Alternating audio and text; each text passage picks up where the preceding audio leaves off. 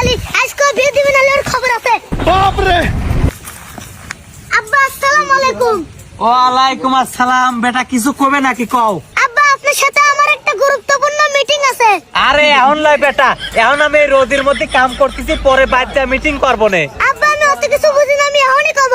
আচ্ছা কি কব ক বেটা, আমার আবার এই মুটগুলো ঘাস একা একা কাটা লাগবে। আব্বা আমার ইদানিং রাত্রি ঘুম টুম কিছু আসতেছে না। কি কইছে বেটা, তোর ঘুম আসতেছে না? কালকে তো তোকে নতুন একটা ফ্যান কিনে দিলাম। আব্বা আমার ফ্যানের গুডাউনের ভিতর শুয়াতে আমার ঘুম আসছিল না। এখন আমার কি করা লাগবে রে বেটা? আব্বা এখন আমি একটা কথা কই। কি কব বেটা ক? তুমি কত বছর বয়সে বিয়ে করছিলে? বিয়ে করবে চাইছিলাম না রে বেটা, তোর দাদা 14 না 15 বছর বয়সে আমাকে জোর করে বিয়ে দিছিল। উরি আল্লাহ রে, এই সেরা আমার মাথাটা ফাটা দিছে রে, রক্ত মনে বাড়া গেছে। তাহলে আমার বয়স 18 বছর হলো কে? সেদিন যে মেয়ে দেখলে সেই মেয়ে কি হলো? আরে বেটা ও মেয়ে তো ভালো নয়, ওই মেয়ের চরিত্র সেই খারাপ। চরিত্র খারাপ তো তোমার কি? সংসার তুমি করবে না আমি করব?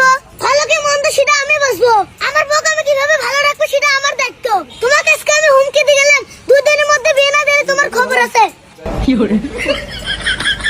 কথাটা মাথায় রাখো। আরো বললাম না বুঝে, শালার কি সাল জন্ম দিলাম আমি, আমার জন্ম দেওয়াই ভুল।